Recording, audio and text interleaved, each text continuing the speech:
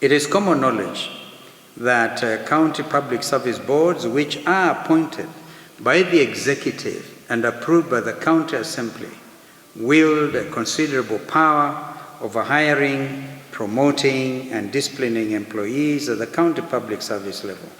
The County Governments Act number 17 of 2012, which specifies your duty under sections 49 to 86, highlights the critical role you play in maintaining the principles of meritocracy, accountability, and openness in our public institutions.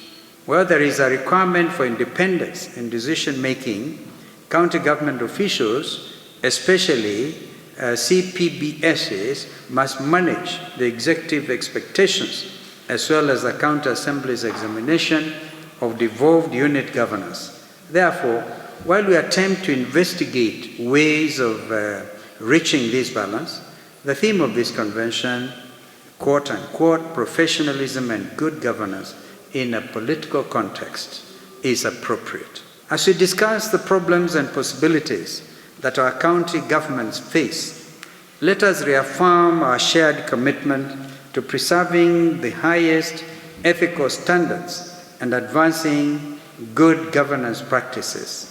We must guarantee that our officers have the appropriate tools, resources, and assistance to be able to carry out their responsibilities successfully and transparently. Notwithstanding these achievements, there are still certain problems that need to be resolved and improved for both the national government and county administrations. Every aspect of our society is impacted by the knock-on effects of bad governance, which range from election malpractice to the weakening of institutional autonomy. Widespread accusations of corruption, resource mismanagement, and discriminatory employment practices exposed in recent publications cast a pall over the values of openness, responsibility, and justice that ought to guide our public institutions. CIC National Cohesion. According to the report, 1,280 of the 53,000, and now I've run out, of the 53,599 instances that were referred to the Kenya National Examinations Council had their certificates confirmed to be fake, and further verification is anticipated to raise this figure.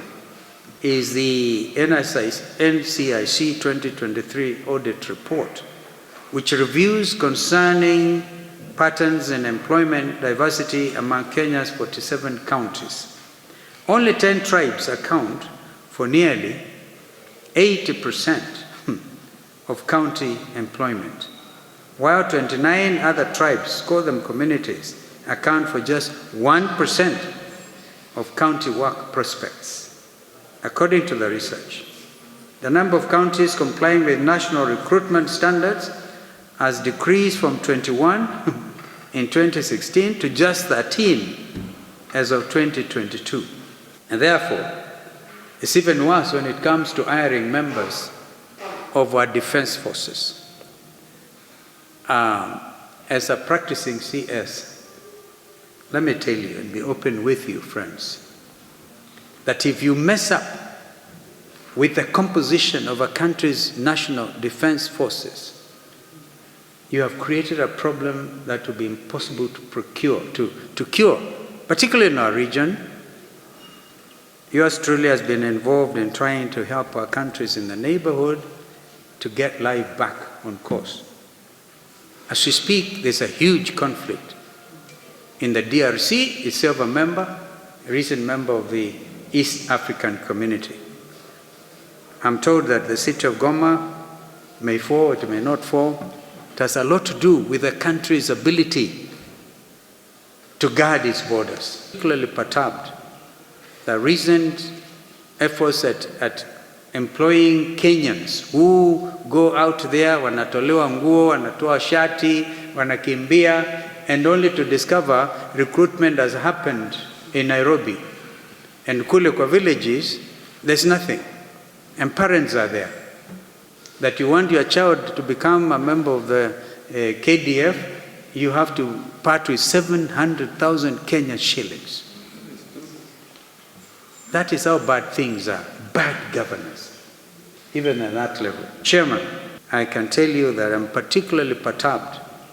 The recent efforts at employing Kenyans who go out there, wanatolewa nguo, wanatoa shati, wanakimbia, and only to discover recruitment has happened in Nairobi.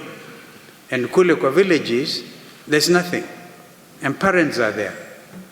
That you want your child to become a member of the KDF, you have to part with 700,000 Kenyan shillings. That is how bad things are. Bad governance. That you bear enormous obligations on behalf of Kenyans, you must not take your responsibilities lightly. As professionals, particularly in governance, it is incumbent on us and on you to play an effective role in ensuring the presence of robust governance frameworks in our respective counties in order to promote accountability and transparency across all devolved activities. It is worth mentioning, and now you get confused by politicians. Because now, as it is, county public service boards have to defer to the county governments, to the county governors, the governors themselves. If the governor is unhappy with you as county public service boards, you end up trembling. You don't even feel, am I talking to somebody? If that is not the practice, you have the lucky ones. You know, when we sat at the end of the day to try to conclude on the agenda item number 1 and the National Dialogue Committee, high cost of living, we could not understand. We could not even agree. And I'm quite sure Kenya Kwanza Coalition meeting here in Naivasha are themselves feeling it, but they don't want to say it. They don't want to say it because the chief executive tells them, you must toe the line. I got you elected. I got you elected. I'm not introducing politics to this forum, but the political context, Chairman. Because you're operating within a political context. And William Ruto has even declared this country visa-free. So watch out for others who may come from very difficult destinations to come to our country. But Kenyans themselves must of necessity do what you're doing. It has often been said that corruption has been devolved. That is my challenge to you. Are you then going to oversee situations where corruption is devolved to the county level?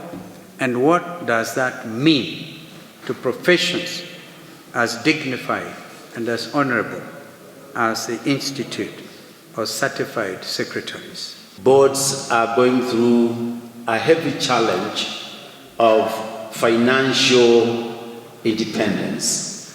Normally, we rely on funding from the executive wing of government of counties, and some of the boards may be going through difficulties. The law that formed the body, although it assumed boards would be independent, that aspect of financial independence was overlooked.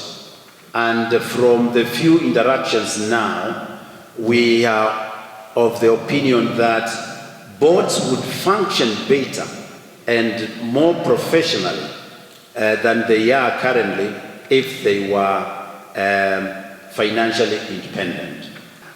Our institute, Your Excellency, aims at continuously promoting good governance. And that's why we have got very many capacity building programs like the Secretary and the CEO has mentioned that aim at raising the standards of good corporate and institutional governance. And therefore, from the Institute point of view, we deal with governance, good governance, promotion of good governance. And we can always go further and articulate on the 9 parameters that are used in measuring